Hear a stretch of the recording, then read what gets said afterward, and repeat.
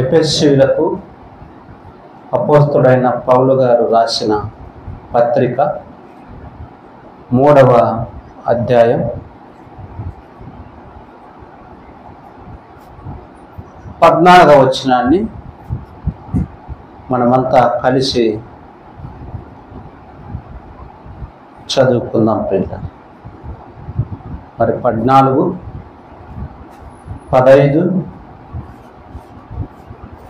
నుంచి 18 కలిసి ఉన్నాయి. అలాగ ఆ వచనాలను కూడా మనము కలిసి చదువుకుందాం.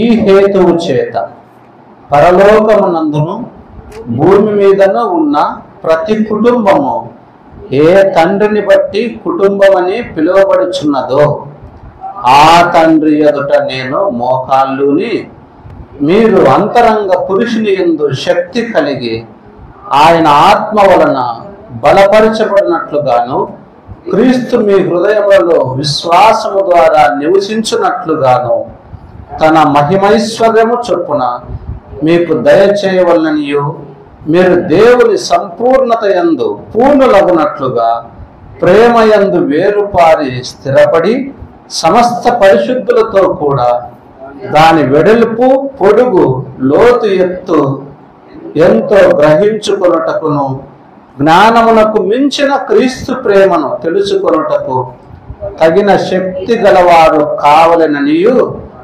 ప్రార్థించుచున్నాను. ప్రార్థన చేసుకుందాం.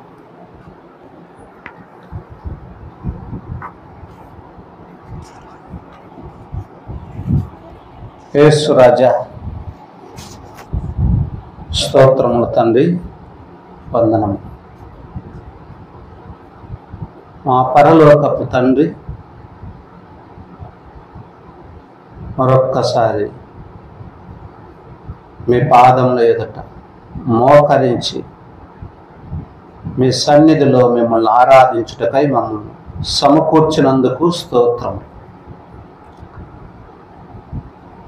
దేవా, వందనము. మరి శ్రేష్టమైన ఆరాధన కోసమై సంగతులను మీ గుణ లక్షణములను మాకు వివరించమని, విరిచి వడ్డించమని ప్రార్థిస్తూ ప్రతి ఆటంకమును లయపరచు. శబ్దయంత్రములను బట్టి, బయట పరిస్థితులను బట్టి, లోపలి పరిస్థితులను బట్టి, కనిపించని చీకటి శక్తులను బట్టి యేసు నామమున మీరే వాటిని లయపరిచి సహాయం చేసి ముందుకు నడిపించము. యేసు నామమున ప్రార్థించి అడిగి వేడుకొనుచు సాగుతున్నాము తండ్రి. ఆమేన్, ఆమేన్.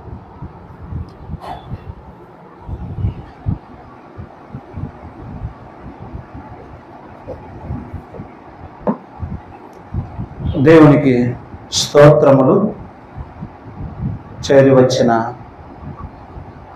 ప్రేమ సంఘపు దైవ బిడ్డలందరికీ కూడా ప్రభు దినాన పేరు పేరున అందరికీ వందనములు తెలియజేస్తున్నా. అలాగూ మరి ఈ దినాన మనసు సమాజము ఒక డే జరుపుతున్నది. అదే ఫాదర్స్ డే. ఈ దినాన ఫాదర్స్ డేగా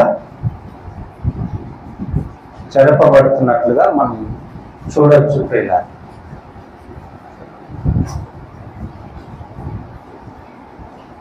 అయితే మనందరికీ కూడా తండ్రులు కలరు కదా.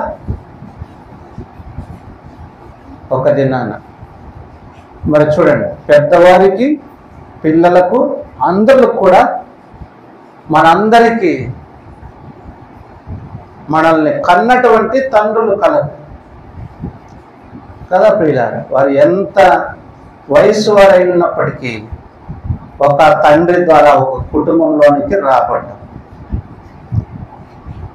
సరే, ఇక్కడ మనం చదువుకున్నటువంటి మాటను చూసినప్పుడు చూడండి 14వ వచనంలో ఈ హేతువు చేత పరలోకమునందును భూమి మీదను ఉన్న ప్రతి కుటుంబము ఏ తండ్రిని బట్టి కుటుంబం అని పిలువబడుచున్నదో, ప్రతి కుటుంబము మనకి ఇక్కడ కనిపిస్తుంది. ప్రతి కుటుంబానికి ఒక తండ్రి ఉన్నాడని మనం ఇక్కడ చూస్తున్నాం కదా. తండ్రి ఉన్నాడు. మనందరికీ భౌతిక సంబంధమైనటువంటి మనల్ని కన్నటువంటి తండ్రి, మనల్ని పోషిస్తున్నటువంటి తండ్రి, మనల్ని అక్కర్లు తీర్చేటువంటి తండ్రి, భౌతిక సంబంధమైనటువంటి తండ్రి ఉన్నాడు. అయితే ఇక్కడ మరి పరలోకపు తండ్రిని కూడా మనం ఇక్కడ చూస్తాం ప్రియులారా. చూడండి, పరలోకమందును భూమి మీదను ఉన్న ప్రతి కుటుంబం అన్నాడు. పరలోకంలో కూడా ఒక కుటుంబం ఉన్నది. మరి భూమిపై ఉన్నటువంటి కూడా అనేకమైనటువంటి కుటుంబాలు ఉన్నట్లుగా మనం చూస్తున్నాం. మరి ఏ తండ్రి పరలోకమందున్నటువంటి కుటుంబానికి, ఈ భూమిపై ఉన్నటువంటి కుటుంబానికి తండ్రి ఎవరు? తండ్రి ఎవరు? ఆయనే నిన్ను నన్ను సృష్టించినటువంటి తండ్రి. ఇప్పుడు మన తండ్రులు ఉన్నారు, వారికి తండ్రి, వారికి తండ్రి, వారికి తండ్రి, వారికి తండ్రి లాగు ప్రారంభపు తండ్రి ఎవరని చూసినప్పుడు ప్రియులారా, ఆయనే ప్రతి కుటుంబానికి తండ్రి, పరమ దేవుడైనటువంటి తండ్రి. ఆయనే తండ్రి అయినటువంటి దేవుడు. కనుక మనకు ఎలాగూ భౌతిక సంబంధమైనటువంటి తండ్రులు ఉన్నారు, అలాగూ ప్రియులారా మనకు పర సంబంధమైనటువంటి తండ్రి, తండ్రులకు తండ్రి ఆయన కదా. మొదటి మనుషుడు ఎవరని చూసాం బైబిల్ గ్రంథంలో? ఆదాము. ఆదాముకు తండ్రి ఎవరు? దేవుడే.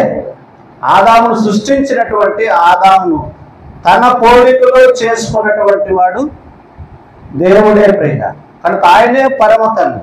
కనుక ఇప్పుడు గమనించండి, మన అందరికీ మనం కన్న తండ్రులు, భౌతిక సంబంధమైన తండ్రులు ఉన్నారు, కానీ తండ్రులందరికీ తండ్రి అయినటువంటి ఆదాముకు తండ్రి ఉన్నాడు. ఆయనే యెహోవా దేవుడు, ఆయనే ఉన్న దేవుడు, ఆయనే మరి మనలో తన పోలికలో చేసుకున్నటువంటి దేవుడు తండ్రి అయి ఉన్నాడు. కనుక ప్రియులారా, ఈ తండ్రి మనల్ని కుటుంబాలుగా ఆయన చేశాడు.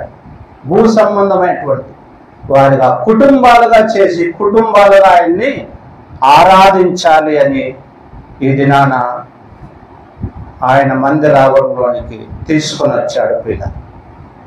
కనుక ఆ పరమ తండ్రిని గురించి కొన్ని సంగతులు తెలుసుకొని మనము ఆయన ఎలాంటి తండ్రి అనే విషయాలు తెలుసుకొని, ఆ తండ్రి యొక్క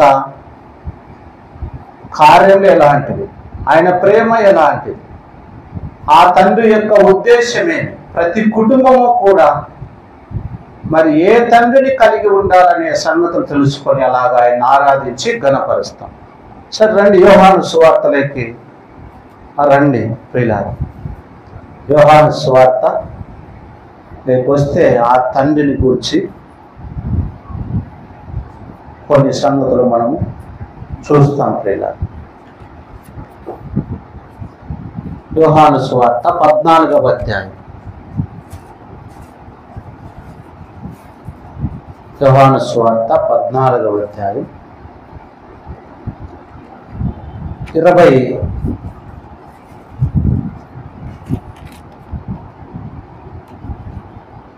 28వ వచనం తీసిన వారు చదువుదామండి. నేను వెళ్ళి మీ యొద్దకు వచ్చేదనని మీరు వింటిరి కదా, తండ్రి నాకంటే గొప్పవాడు. చాలు ప్రియులారా, అసలు తండ్రి ఎలాంటి వాడు? గొప్పవాడు, మనకంటే గొప్పవాడు కదా. ఇక్కడున్నటువంటి మనం చూద్దాం, ఒకవేళ భౌతిక సంబంధమైన ఆలోచించారు, మనకు చాలా మరి ఒకవేళ స్థాయిలు, ఉద్యోగాలు, చదువులు ఉండవచ్చు, నిజమే, సంపాదన ఉండవచ్చు, నిజమే. కానీ ఒక దినాన్ని మన తండ్రులకి అంత చదువు లేకపోవచ్చు, అట్లని మనకంటే తక్కువడా ఆ తండ్రి? ఈ భూ సంబంధమైన తండ్రులు మనకంటే తక్కువ వల్ల కాదు, మనకంటే సంపాదన తక్కువ ఉండొచ్చు, అట్లని మనకంటే ఆ తండ్రి తక్కువడా? కాదు. మనకంటే జ్ఞానం తక్కువ ఉండవచ్చు మన భూ సంబంధమైన తండ్రులు, అట్లని వాళ్ళు మనకంటే తక్కువ కాదు. ఆయన ఉన్నాడు కాబట్టి ఆయన బట్టి మనం ఇక్కడికి వచ్చాం కనుక ఆయన తండ్రి గొప్పవాడు. మన భూ సంబంధమైన తండ్రి కూడా గొప్పవాడు. ఈ తండ్రి కలిగినట్టు ఆ తండ్రి ద్వారా మనం వచ్చి ఉన్నాం. మరి ఇక్కడ యేసు ప్రభువు వారు అంటున్నాడు, ఇదిగో నా తండ్రి ఎలాంటి వాడు చెప్తున్నాడు అక్కడ, నాకంటే గొప్పవాడు. ప్రియులారా, మర్చిపోకూడదు, నీ తండ్రి, నిన్ను సృష్టించినటువంటి తండ్రి, నిన్ను సృష్టించినటువంటి తండ్రి గొప్పవాడు ఆయన. కనుక మనము ఆయన సన్నిధికి వచ్చి ఉన్నాము. ఆయన సన్నిధిని మనము తక్కువగా, నిర్లక్ష్యంగా అంచనా వేయకూడదు. కారణం ఎందుకంటే మనకంటే గొప్పవాడైనటువంటి తండ్రి సన్నిధికి మనము వచ్చి ఉన్నాం. యేసు ప్రభువు వారే అంటున్నాడు, ఇదిగో నా తండ్రి మరి నాకంటే గొప్పవాడు. మొదటి లక్షణము, ఆయన గొప్పవాడు. ఎంత గొప్పవాడంటే నీకన్నా నాకన్నా సమస్త సృష్టిలో ఉన్నటువంటి సమస్తము కన్నా కూడా నిన్ను సృష్టించిన తండ్రి, నిన్ను ఆయన పోలికలో చేసుకున్నటువంటి తండ్రి గొప్పవాడని మర్చిపోకూడదు. కనుక ఆ గొప్ప తండ్రిని మనం తక్కువ చేయకూడదు. ఎక్కడైనా కానీ, ఏ స్థితిలో అయినా కూడా దేవుణ్ణి మనము, మన తండ్రిని తక్కువవాడిగా చేయకూడదని ఆ మొదటి విషయం అక్కడ చూస్తూ ఉన్నాం ప్రియ. సరే చూడండి, ఇదే అధ్యాయంలోకి రండి, మరి ఒక 13వ వచనం చదవండి. ఇంకా ఆ తండ్రి ఎలాంటి వాడు, ఆ పరమ తండ్రి ఎలాంటి వాడు అనేటువంటి సంగతి చూద్దాం. 13వ వచనం చదువుదాం. మీరు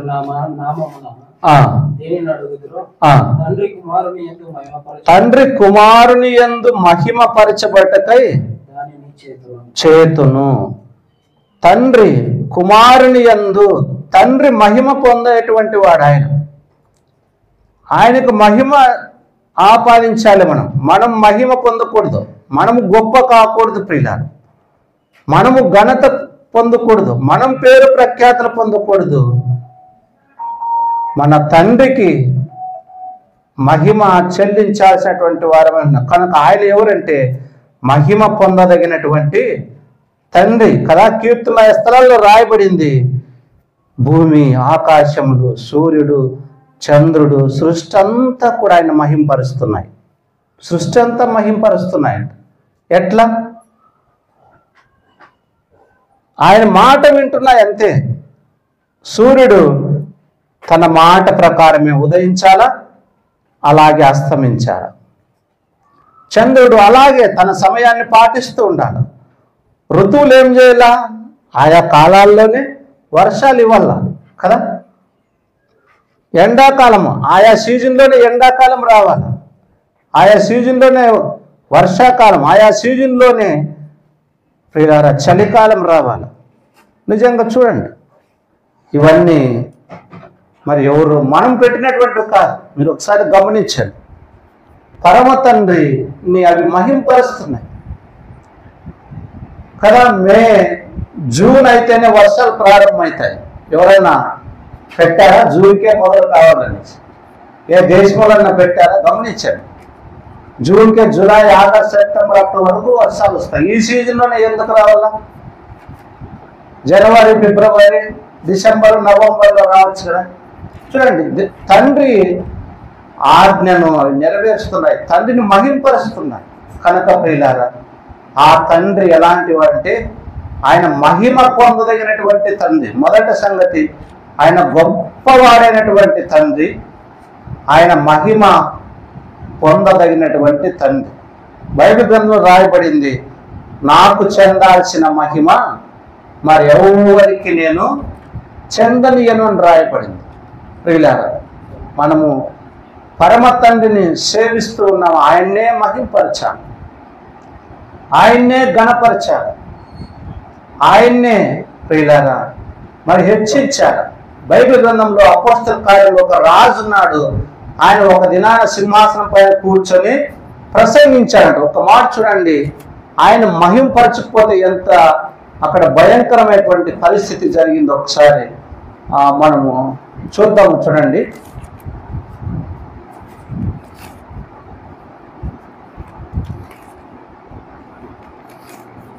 ఒక దినాన సింహాసనం పైన కూర్చొని ఆయన ప్రసంగించాడట. ప్రసంగించినప్పుడు అందరూ కూడా ఆయన్ను ఏం చేశారంటే మెచ్చుకున్నారంట. ఒకసారి గమనించండి ప్రియులారా, మెచ్చుకున్నారు. అది ఆయన రాజవస్త్రములు ధరించకుండా 12వ అధ్యాయం, అపోస్తల కార్యములు 12వ అధ్యాయం 21వ వచనం. ప్రియులారా, నియమింపబడిన దినమందు హేరోదు రాజవస్త్రములు ధరించుకొని న్యాయపీఠం మీద కూర్చుండి వారి ఎదుట ఉపన్యాసం చేయగా జనులు, ఇది దైవస్వరమే కాని మానవ స్వరం కాదని కేకలు వేసిరి. అతడు దేవునిని మహిమ పరచనందున వెంటనే ప్రభువు దూత అతన్ని మొత్తెను గనుక పురుగులు పడి ప్రాణము విడిచెను. ఎవరైనా రాజు, హేరోదు అనేటువంటి రాజు రాజవస్త్రములు ధరించుకొని ఒక గొప్ప ఉపన్యాసం ఇచ్చాడట. ఆ ఉపన్యాసాన్ని ప్రజలంతా మెచ్చుకున్నారు, రాజును మెచ్చుకొని హెచ్చించారు. అయితే మరి అది రాజు తప్పు కాదు కదా. అయితే రాజనాల ఇది దేవుడిచ్చినటువంటిది, వరమునను దేవునికి మహిమ అని చెప్పాలి, చెప్పలేదంట. దేవునికి మహిమ చెల్లించాలని చెప్పలేదు కదా. అందును బట్టి కదా 23వ వచనంలో ఉంది, అతడు దేవుణ్ణి మహిమ పరచనందున వెంటనే ప్రభు దూత మరి చూడండి అతనిని మొత్తెను, పురుగులు పడి ప్రాణము విడిచెను. దేవుని మహింపరచాలి ప్రియుల, ఆ తండ్రిని మహింపరచాలి. నీవు నేను కూడా నీకు పరలోకపు తండ్రి, నీకు ఇచ్చిన భూలోకపు తండ్రిని బట్టి, నీకు ఇచ్చిన రక్షణను బట్టి, నీకు ఇచ్చిన ఆయుష్ను బట్టి, నీకు ఇచ్చిన ఈ యొక్క జీవితాన్ని బట్టి మనము మహిమపరచాల్సినటువంటి వారమై ఉంటిమి. కనుక రెండవ సంగతి, ఆయన మహిమ పొందదగినటువంటి తండ్రి, ఆయన మహిమ పొందదగినటువంటి తండ్రిగా మనం చూడొచ్చు ప్రియుల. రైట్. తర్వాత ఇదే 16వ అధ్యాయంలో అపోస్తల యోహాను సువార్త 16వ అధ్యాయంలో మరొక సంగతి చూద్దాం. ఆ తండ్రి ఎలాంటి వాడు, ఆ తండ్రి ఎలాంటి వాడు ఒక మాట అప్పుడు చూద్దాం. 16వ అధ్యాయము 27వ వచనాన్ని చదువుదాము. మీరు నన్ను ప్రేమించి నేను దేవుని యొద్ద నుండి బయలుదేరి వచ్చితనని నమ్మితిరి కనుక తండ్రి తానే మిమ్ములను ప్రేమించుచున్నాడు. తండ్రి ప్రేమించేటువంటి తండ్రి కదా. గమనించండి, ఈ పరలోకపు తండ్రి ఎలాంటి వాడంట? ప్రేమించేటువంటి తండ్రి. అనేక సార్లు ఈ లోకపు తండ్రులు ప్రేమించకపోవచ్చు, ద్వేషించవచ్చు. మనం చూస్తున్నాం అనేక కుటుంబాలని పిల్లలు వదిలేస్తున్నారు. కొంతమంది తండ్రులు, కొంతమందిని వాళ్ళు పట్టించుకోవట్లేదు, వాళ్ళ ఆలన వాళ్ళ పాలన చూసుకునేటువంటి తండ్రులుగా లేరు. కానీ పరలోకపు తండ్రి ఎలాంటి వాడంట? ప్రేమించేటువంటి తండ్రి. అందుకే మనకు యోహాను సువార్త ఇదే 3 పదాల్లో మనందరికీ తెలిసినటువంటి మాట ఉంది కదా, చక్కని మాట. అందరూ కలిసి చదువుదాం. ప్రేమించి ఏం చేశాడు ఆ తండ్రి? 16వ వచనం, యోహాను సువార్త 3వ అధ్యాయం 16వ వచనాన్ని మనం అందరూ కలిసి చదువుదాం ప్రియుల. దేవుడు లోకమును ఎంతో ప్రేమించెను, కాగా తన అద్వితీయ కుమారునిగా పుట్టిన వాని యందు విశ్వాసముంచు ప్రతి వాడును నశింపక నిత్య జీవమును పొందునట్లు ఆయనను అనుగ్రహించెను. ప్రేమించే తండ్రి ఏం చేస్తాడంటే ఆయన ప్రియులారా చూడండి, మరి నిత్య జీవమును మనము నశించకుండా నిత్య జీవమును ఇవ్వడానికి తనకున్న ఒక్క కుమారుణ్ణి ఆయన పంపించడం జరిగింది. కనుక మొదటిదిగా మన పరలోకపు తండ్రి మనల్ని కుటుంబముగా ఉంచిన తండ్రి, గొప్ప తండ్రి ఆయన. రెండవ సంగతి చూశాము, ఆయన మహిమ పొందదగినటువంటి తండ్రి. మూడవ సంగతి చూశాము, ఆ తండ్రి ప్రేమించే తండ్రి. ప్రియుల, ఆయన ప్రేమించే తండ్రి, అందరినీ ప్రేమించేటువంటి తండ్రి. ఒకవేళ ఈ లోకపు తండ్రులు ఎంతమంది పిల్లల్ని ప్రేమిస్తారో లేదో తెలియదు, కానీ ఈ పరలోకపు తండ్రి అందరినీ ప్రేమించేటువంటి తండ్రి, నశించిపోకూడదు అని అందరినీ ప్రేమించేటువంటి తండ్రిగా మనం చూస్తూ వచ్చాం. కనుక ప్రేమించేటువంటి తండ్రి ఏం చేస్తాడు? త్యాగం చేస్తాడు కదా. తన కుమారుణ్ణి మన కోసము బలి కావడానికి ఆయన త్యాగం చేశాడు. ఎందుకంటే ఆయన ప్రేమిస్తున్నాడు. మన పిల్లల్ని మనం ప్రేమిస్తే ఏం చేస్తాం? వాళ్ళ కోసము కొన్ని సాక్రిఫైస్ చేస్తాం, కొన్ని త్యాగాలు చేస్తాం, మన సమయాన్ని ఇస్తాం వాళ్ళకి కదా. మన పిల్లలకు మన డబ్బుని ఇస్తాం, మనకు ఉన్నటువంటి సంపదతో వాళ్ళకి కావలసినటువంటి వస్తువులు ఇస్తాం కదా. ఈ దినాన వాళ్ళకు చదువులు ఇస్తున్నాం, వాళ్ళకు మంచి వస్త్రాలు ఇస్తున్నాం కదా. ఇవన్నీ తండ్రి ద్వారా పిల్లలకు ఇవ్వబడ్డాయి. అయితే మరి పరలోకపు తండ్రి ప్రేమించి ఆయన నశించకుండగా ఆయన నీకు నాకు రక్షణ ఇవ్వాలని ఆయన సంకల్పించినటువంటి తండ్రిగా చూడొచ్చు. ఆయన సంకల్పించినటువంటి తండ్రిగా చూడొచ్చు. అందుకే ప్రియులారా, అలా రక్షణ ఇవ్వడానికే ఆయన పలుమార్లు నీకు నాకు యోగ్యత లేకపోయినా, నీకు నాకు రక్షణ పొందుటకు అర్హత లేకపోయినా, నీవు నేను మంచివారము కాకపోయినా ఆ తండ్రి కృప చూపుతూ వచ్చాడు అన్నారు కదా. ఆయన ఎలాంటి తండ్రి అంటే కృప చూపించే తండ్రి. చూడండి రోమీయులకు పత్రికలో చూడండి ఆ తండ్రిని గురించి 4వ సంగతి ఏమి చూడొచ్చు మనం అంటే కృప చూపించేటువంటి తండ్రి అని మనం చూస్తాం ప్రియులారా. 1వ అధ్యాయము రోమీయులకు పత్రిక 1వ అధ్యాయము 2-7 వచనాలు కలిసి ఉన్నాయి ప్రియులారా. చదువుదామండి. రోమీయులకు 1వ అధ్యాయము 2వ వచనం నుంచి.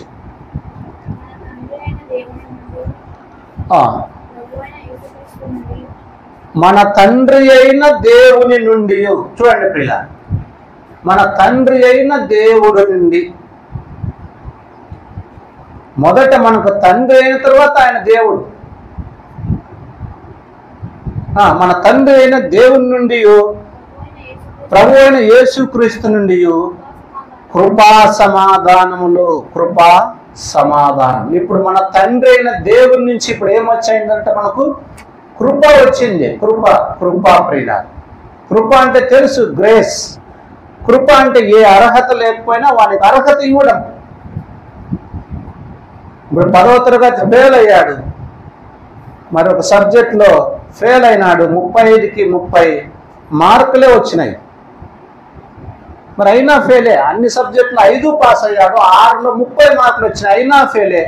కాబట్టి అప్పుడు ఏం చేస్తారంటే గ్రేస్ మార్కులని కలుపుతారు. సరే, ఈ ఒక్క 5 మార్కులు కలిపితే వాడు పాస్ అవుతాడు, ఇంటర్మీడియట్ పోతాడు. ఆ ఒక్క సంవత్సరము ఇంటికాడు ఉంటాడు. ఏం చేస్తూ వచ్చిందంటే గత దినాల్లో ప్రభుత్వము గ్రేస్ మార్కులు కలిపింది. అంటే వాస్తవంగా ఫెయిల్ అయినాడు, వాస్తవంగా సంవత్సరం అంతా ఇంటికాడ ఉండాలా, వాస్తవంగా ఇంటర్మీడియట్ పోవడానికి అర్హత లేదు. కాబట్టి ఈ 5 వేసి వాడు పాస్ అవుతాడు. ఈ 5 మార్కులు వేస్తే ఇంటర్కి వెళ్ళిపోతాడు. ఈ 5 మార్కులు వేస్తే సంవత్సరం అంతా ఇంటి దగ్గర ఉండకుండా చదువుకుంటాడు. ఇది కృప. అలాగే మనము పాపములో అపరాధంలో ఉన్నటువంటి వారికి మనకు క్షమాపణ లేదు, మనకు శిక్ష ఉంది. అయితే ఆయన కృప చూపుతూ వచ్చాడు. ఆ తండ్రి నీ ఎడల నా ఎడల కృప చూపుతూ వచ్చాడు. చూడండి, ప్రతి పత్రికలో ఈ మాట రాయబడింది. మొట్టమొదటి అధ్యాయంలో మరొకసారి కొరింథీకి మొదటి పత్రిక చూడండి పిల్లలు. కొరింథీకి మొదటి పత్రిక మొదటి అధ్యాయంలో చూడండి ఒకసారి. కొరింథీయులకు రాసిన మొదటి పత్రిక మొదటి అధ్యాయం 3వ వచనం ప్రియులారా. మన తండ్రి అయిన దేవుని నుండి ప్రభు అయిన యేసుక్రీస్తు నుండి కృపా సమాధానములు చాలు ప్రియులారా. రెండు కలిసి ఉన్నాయి అట్లా. మొదటిది కృప, రెండవది సమాధానం. కృప సమాధానం. కృప చూపాడు కాబట్టి ఆయనతో మనకు సమాధానం ఏర్పడింది, ఆయనతో స్నేహం ఏర్పడింది. ఒకటి గమనిస్తాం ప్రియులారా, తండ్రి అయిన మరి ప్రభు అయిన క్రీస్తు నుండి మరి కృపా సమాధానం. మన తండ్రి నుండి, తండ్రి అయిన దేవుని నుండి మనకు కృప చూపబడింది. కృప చూపబడింది. మరి 2వ పత్రిక మొదటి అధ్యాయం కూడా చూడండి. 2వ పత్రిక మొదటి అధ్యాయం కూడా, అక్కడ కూడా 2వ వచనం చదవండి.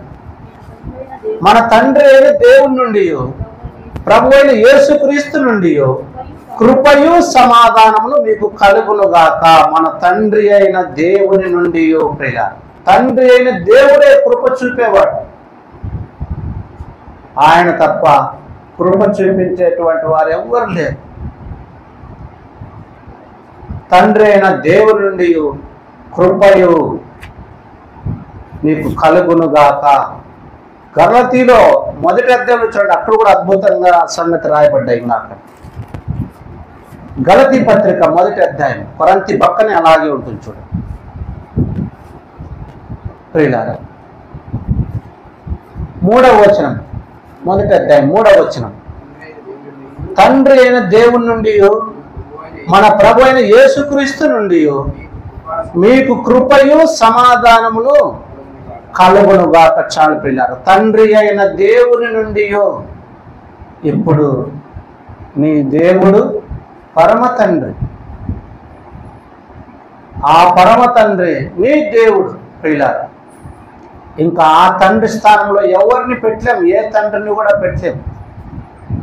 బైబిల్ గ్రంథంలో రాయబడింది, ఎవరిని మీరు తండ్రి అని అనకూడదు అని రాయబడింది. ఆయనే మీ పరమ తండ్రి. నిన్ను సృష్టించిన వాడు, నీ పట్ల దయ చూపిన వాడు, నిన్ను ప్రేమించిన వాడు, నీ పట్ల కృప చూపినటువంటి వాడు.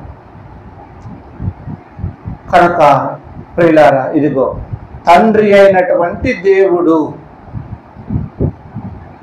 గమనించండి, ఆయన దేవుడు కాక మునిపే నీకు తండ్రిగా ఉన్నాడు ప్రియులారా. అది మర్చిపోకూడదు. ఎంత గొప్ప తండ్రి నీకున్నాడు.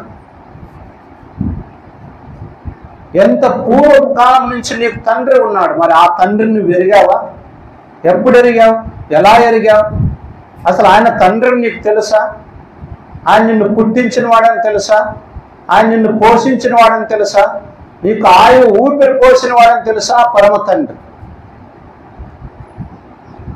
ఇదిగో నిన్ను కొన్నాడు ఆయన రక్తం చేత, నీకు తెలుసా? కృపయు సమాధానమును మీకు కలుగునుగాక అని చెప్పి ఇప్పుడు 4వ వచనం చదవండి ఇలా. మన తండ్రి అయిన దేవుని చిత్త ప్రకారము క్రీస్తు మనలను ప్రస్తుతపు దుష్ట కాలంలో నుండి విమోచించవలెనని. చాలా ప్రియులారా, ఇప్పుడు ఆ తండ్రి యొక్క కృప ఏం చేయాలని, ఎందుకు ఆయన దయ చూపిస్తూ వచ్చాడు మనల్ని, ఎందుకు ఆయన కృప చూపిస్తూ వచ్చాడు మన పైన? ఎందుకు ఆయన సమాధానాన్ని ఇవ్వాలనుకున్నాడు మనల్ని చూసినప్పుడు? ప్రియులారా గమనించండి, మరి ఆయనకు ఒక ఉద్దేశం ఉన్నది, రాయబడింది. తన చిత్తం ఒకటి ఉన్నది, తనకు ఒక ఆలోచన ఉన్నది. అది ఏందనగా ప్రస్తుత దుష్ట కాలంలో నుండి మనల్ని విడిపించాలి. ప్రస్తుతము దుష్ట కాలంలో ఉన్నాం. దుష్టకాలం అంటే కాలం దుష్టత్వంతో నిందా? అది కాదు. దుష్టుడి యొక్క ఆధీనంలో ఉంది కాలం, సమయం, ప్రపంచము. అందుకే ఈ లోకము వాడు దుష్టుని యొక్క స్వాధీనంలో ఉన్నది అని రాయబడింది. ఈ లోకాధికారి అని రాయబడింది, వాడే అపవాది.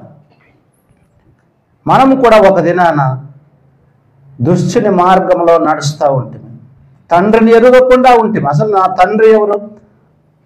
మనం గమనించండి, నువ్వు దేవుని ఎరగక మునుపు నీకు ఈ జ్ఞానం ఉండిందా? అసలు నన్ను ఎవరు సృష్టించారని ఎప్పుడన్నా ఆలోచించారా? నీకు దేవుని గురించి తెలియక మునుపు అసలు నేను ఎక్కడి నుంచి వచ్చానని ఎప్పుడన్నా ఆలోచించారా? అసలు నా మూల పితోడైనటువంటి తండ్రి ఎవరు? నన్ను ఎవరు సృష్టించారు? సృష్టి అంతటిని ఎవరు తయారు చేశారని ఎప్పుడైనా ఆలోచించారా? సృష్టిలో ఈ పంచభూతాలు ఉన్నాయి కదా, భూమి, ఆకాశంలో నీరు, గాలి, అగ్ని. ఇవి ఎవరు తయారు చేశారని ఎప్పుడైనా ఆలోచించారా? మనకు అంతటి జ్ఞానం లేదు. కారణం ఏమంటే దుష్టుడు ఆ జ్ఞానంలోకి రాకుండా మనల్ని ఉంచుతూ వచ్చాడు. గత కాలమందు మునుపు దూరస్తులై ఉంటిమి అని రాయబడింది బైబిల్ గ్రంథం. ఒక దినాన మనము తండ్రికి దూరమై ఉంటుంది, ఒక దినాన మనము దేవునికి దూరమై ఉంటమే ప్రియులారు. అయితే ఆయనే ప్రేమించాడు, ఆయన మహిమను నీకు నాకు ఇవ్వాలని ప్రియులారు. ఆయనే కృప చూపాడు, ఆయనే మొదట నీ యొద్దకు వచ్చాడు.